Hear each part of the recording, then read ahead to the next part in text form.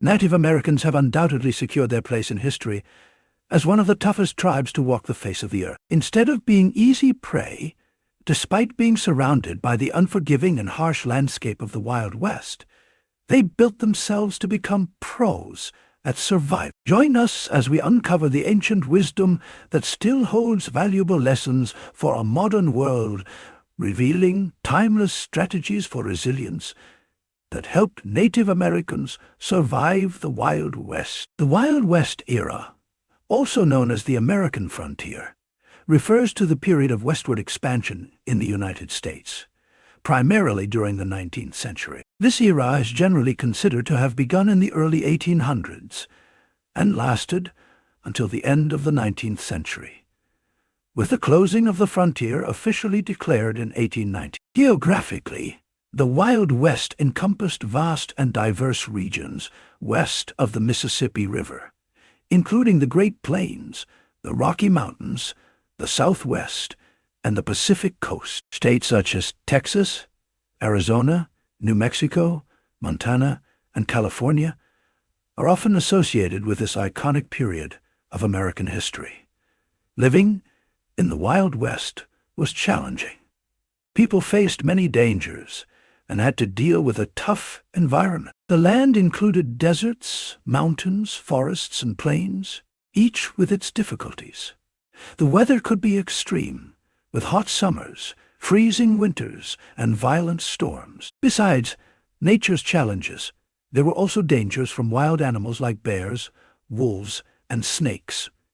Finding enough water and food was a constant struggle, and medical help was hard to come by if someone got sick or injured. There were also conflicts between settlers and Native American tribes, and lawlessness in frontier towns.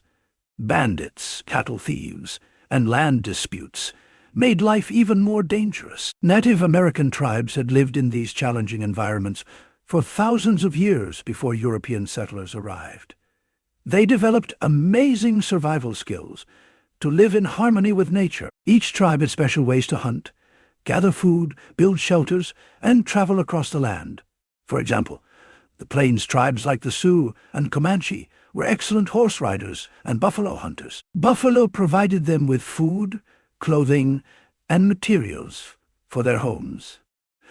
Living in the desert, the Apache knew how to find water and food in the dry lands. Tribes in the Pacific Northwest, such as the Haida and Tlingit, were expert fishermen and built strong canoes to navigate the waters. The survival skills of Native Americans are still valuable today. People now recognize the importance of their knowledge for sustainable living, protecting the environment, and teaching survival skills. Many traditional practices are being used in modern survival training and outdoor education. For example, survival courses teach how to start a fire without matches, just like Native Americans did.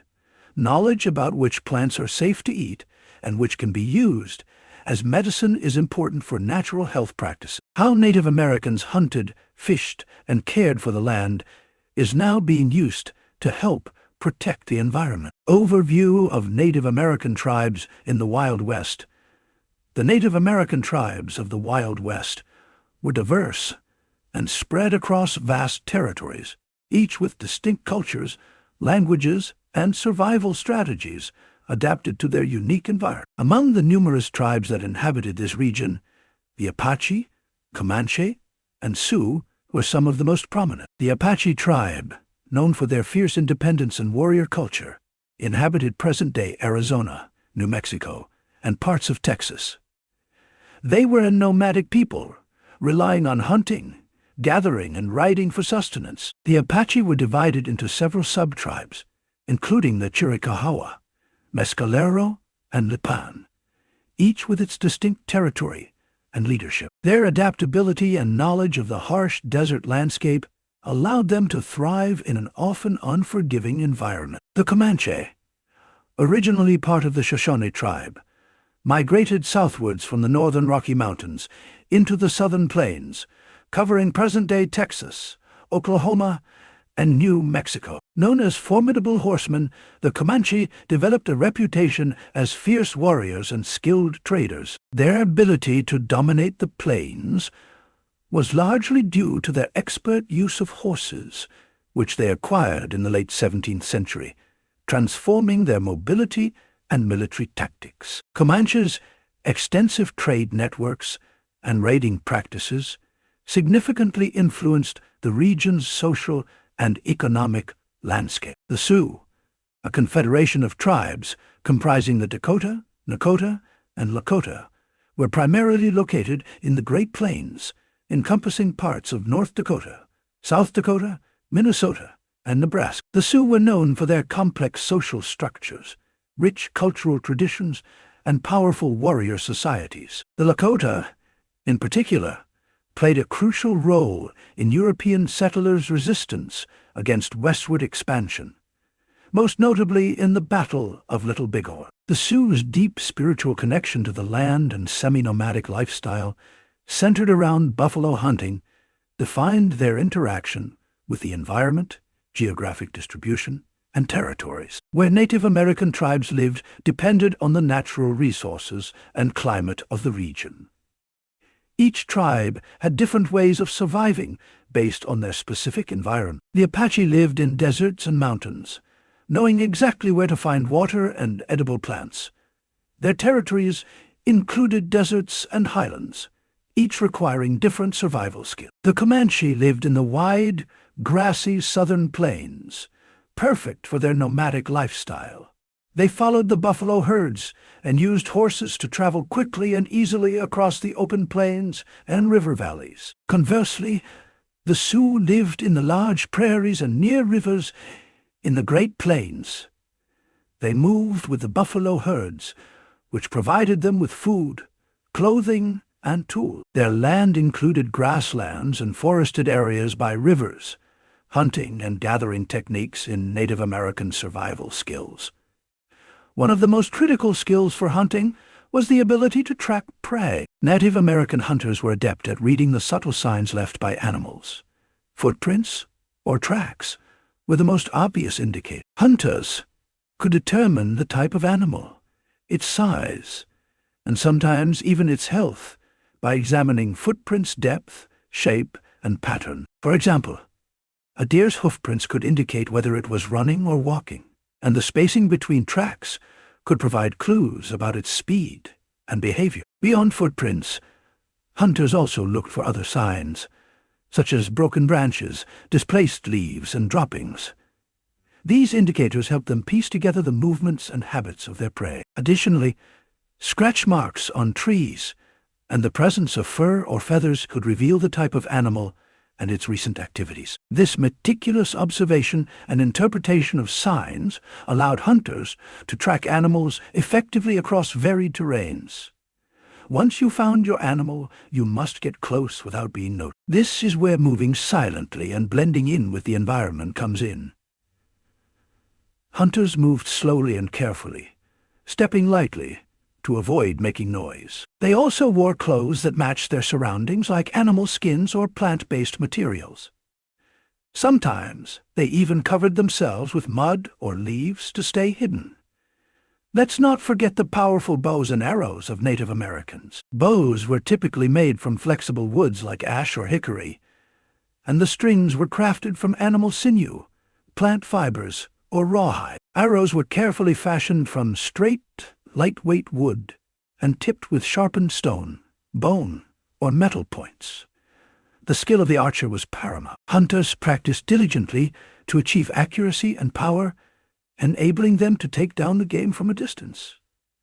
The bow's design and the type of arrowhead used could vary depending on the prey. For instance, broadhead arrows were ideal for large game like deer or elk, while smaller, more precise points were used for birds and small mammals.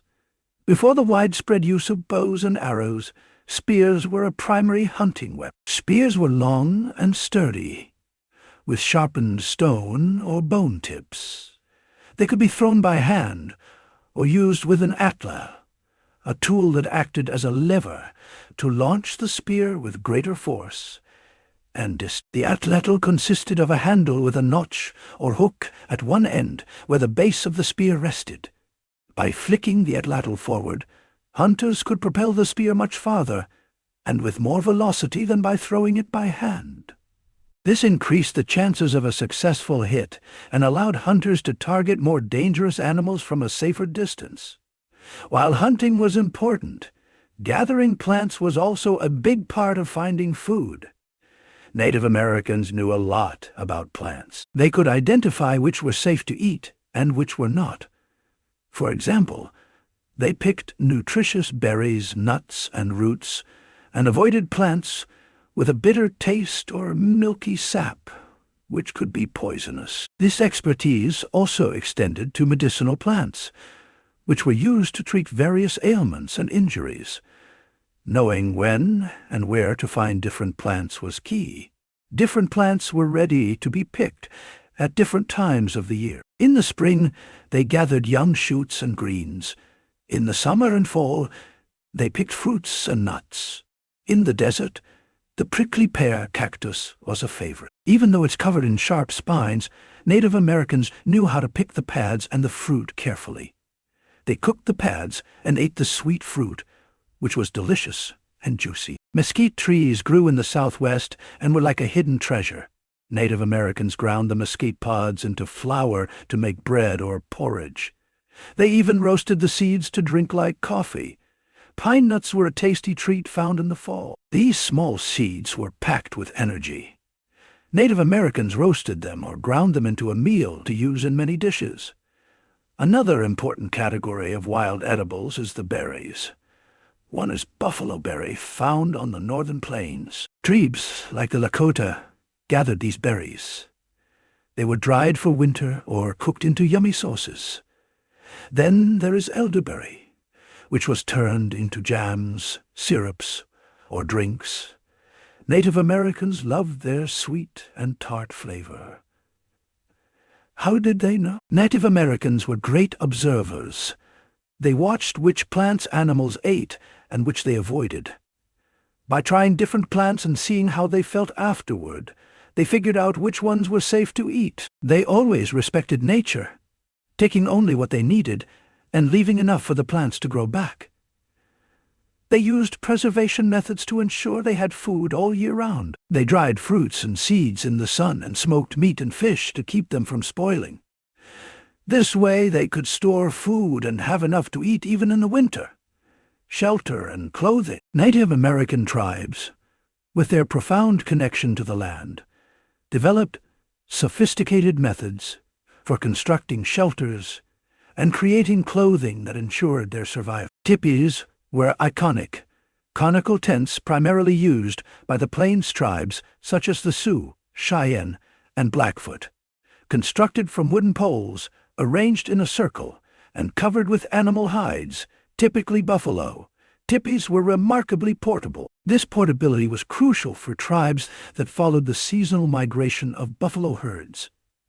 The teepee's design allowed for easy assembly and disassembly, making it an ideal shelter for a nomadic lifestyle. Wickiups, used by tribes such as the Apache and the Shoshone, were dome-shaped shelters constructed from a framework of flexible branches, often willow, covered with grass, reeds, or brush. Unlike the teepee, wickiups were semi-permanent and provided excellent insulation.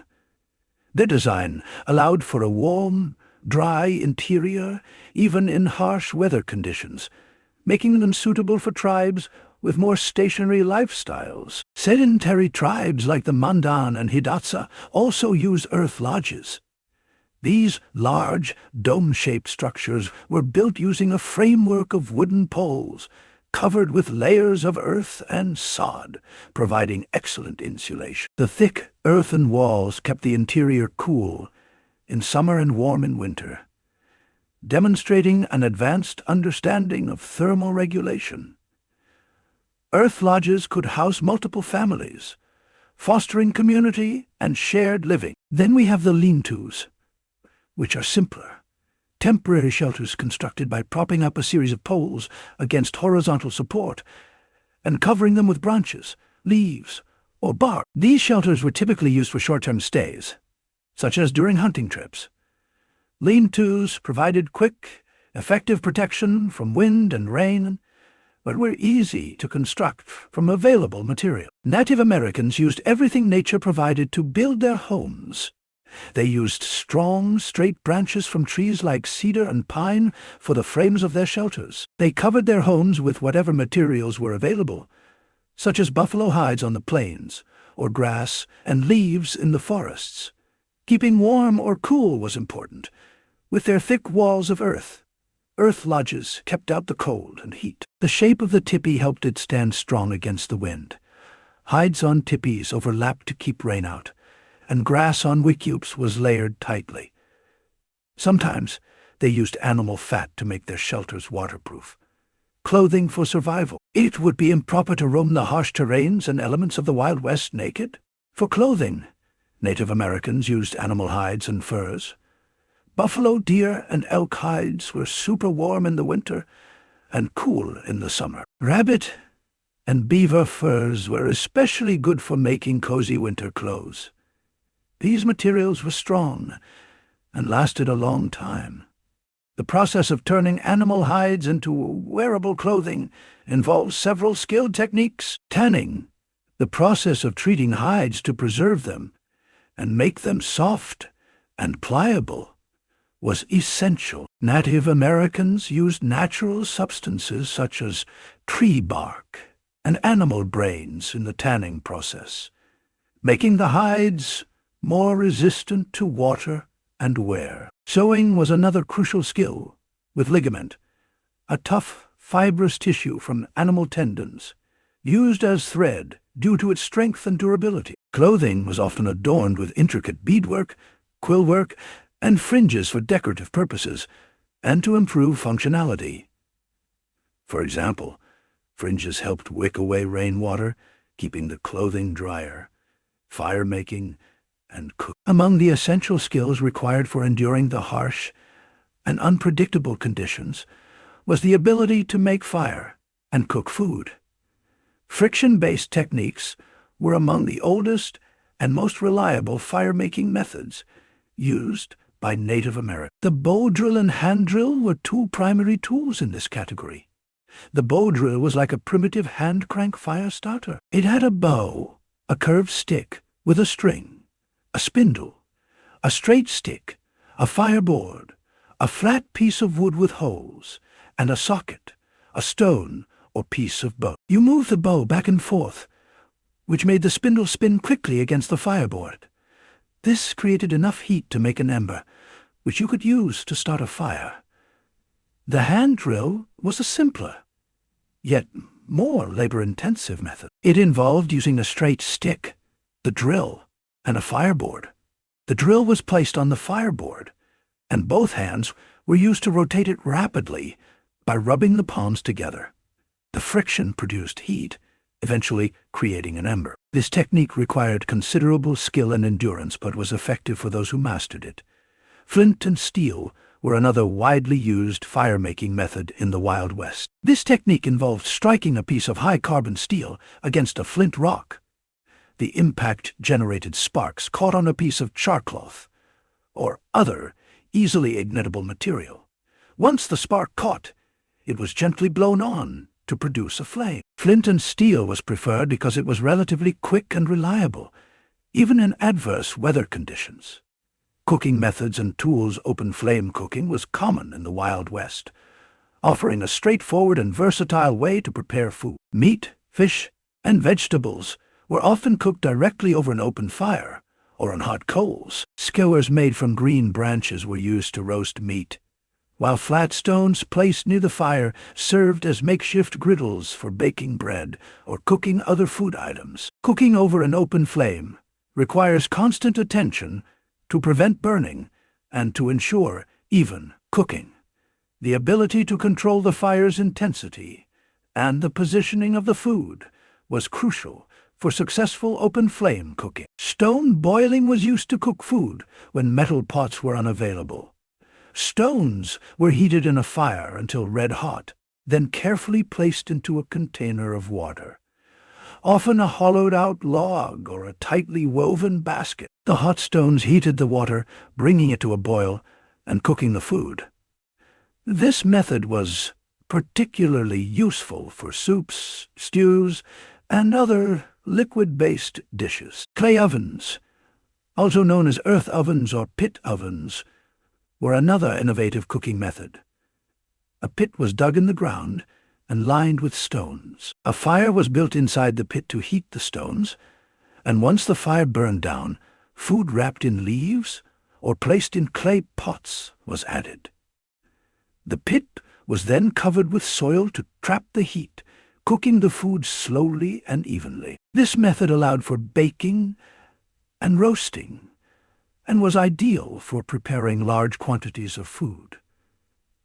Food preservation. Preserving food was essential for survival in the Wild West, where resources could be scarce and fresh food was not always available. Smoking and drying were two effective methods for preserving meat. Smoking involved hanging meat over a smoldering fire for an extended period. The smoke and low heat dried the meat and infused it with flavor. This method preserved the meat and helped deter insects and other pests. Smoked meat could last several months, making it a valuable food source during lean times. Drying meat, also known as making jerky, was another popular preservation method. Thin strips of meat were hung in the sun or placed on racks near a fire to dry out. The low moisture content prevented bacterial growth, extending the meat's shelf life. Street meat was lightweight, easy to transport, and provided a reliable source of protein. In addition to smoking and drying, various storage methods were employed to ensure food remained edible for long periods. Pemmican was a traditional Native American food made from dried meat, fat, and sometimes berries. The ingredients were pounded into a dense, nutrient-rich mixture that could be stored for months or years. Pemmican was highly valued for its energy content and portability, making it an ideal survival food. Another mode of preserving food was catching, which involved burying food in the ground to protect it from animals and weather. People used clay pots, animal hides, or bark containers and buried them in cool, dry places.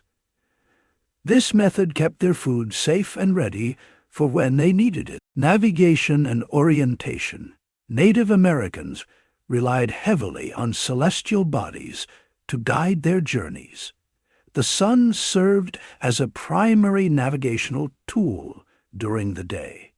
By observing its position in the sky, they could determine cardinal direction. For instance, the sun rises in the east and sets in the west, allowing travelers to orient themselves accordingly. When the sun is at its highest point at midday, it generally indicates true south in the northern hemisphere, a method known as solar noon. At night, the stars provided a reliable means of navigation. The North Star, or Polaris, was particularly significant for northern tribes. The star is located nearly directly above the North Pole, so it offers a consistent point of reference. By locating Polaris, Native Americans could ascertain north and thus orient themselves accurately. Additionally, constellations such as the Big Dipper were used to find Polaris, while others like Orion's Belt and the Pleiades served as seasonal markers, indicating the time of year and associated weather patterns. Native Americans paid close attention to landmarks like mountains, rivers, and large rocks. These natural features acted like road signs, helping them remember and find their way through familiar territories. They also looked for signs in nature. For example, moss often grows on the north side of trees. Animal trails could lead them to water sources, and the direction of the wind could help them navigate through forests and plains. Although most of their knowledge was passed down orally, Native Americans sometimes made simple maps. These maps were drawn on materials like bark or hides and showed important features like trails and water sources. They used easy-to-understand symbols that everyone in the tribe could read. More often, they shared directions through storytelling. Elders and experienced travelers would describe routes using landmarks and natural signs. These stories were memorable and helped everyone in the tribe navigate their world. Seasonal migration was an integral part of Native American life, driven by the cycles of game and plant resources. Understanding these cycles was essential for survival, as different regions offered varying resources throughout the year. Tribes would move to hunting grounds during specific seasons, when game animals were abundant, and relocate to areas with plentiful plant resources during harvest. For instance, the Plains tribes followed the migratory patterns of bison, moving their camps to coincide with the herd's movements. Similarly, tribes in forested regions timed their movements with the availability of nuts, berries, and medicinal plants. This migratory lifestyle required precise knowledge of the land and its seasonal rhythms, ensuring the tribe could sustain itself year-round. In addition to resource availability, seasonal migration was influenced by the need to avoid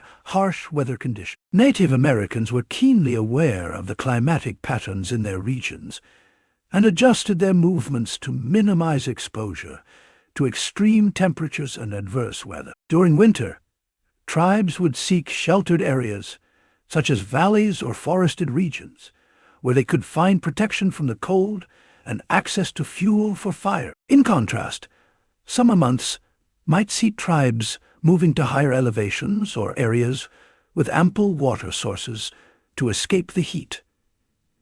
This strategic movement ensured survival and maximized comfort and resource utilization. Health and medicine. In the absence of modern pharmaceuticals, the inhabitants of the Wild West turned to the abundant natural resources around them.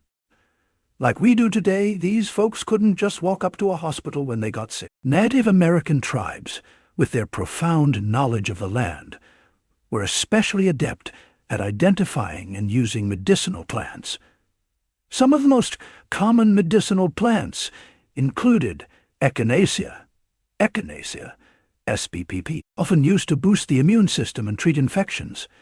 Echinacea was prized for its ability to reduce the severity and duration of colds and flu. Willow bark, Salix sp. Peter, known for its pain-relieving properties, it was used to treat headaches, muscle pain, and inflammation. The active ingredient, salicin, is a precursor to modern-day aspirin.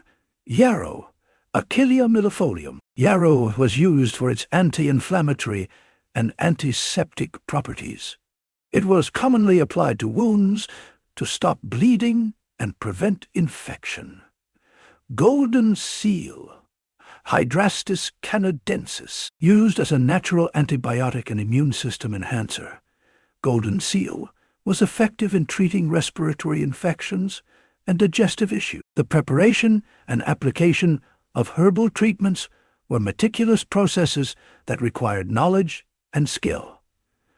Herbal remedies were often prepared as teas, poultices, or tinctures. Medicinal teas were made by steeping dried herbs in boiling water. For example, tea from echinacea roots was consumed to boost the immune system. Poultices were made by crushing fresh or dried herbs and applying them directly to the skin to treat wounds or inflammation. Yarrow poultices were used to stop bleeding and promote healing.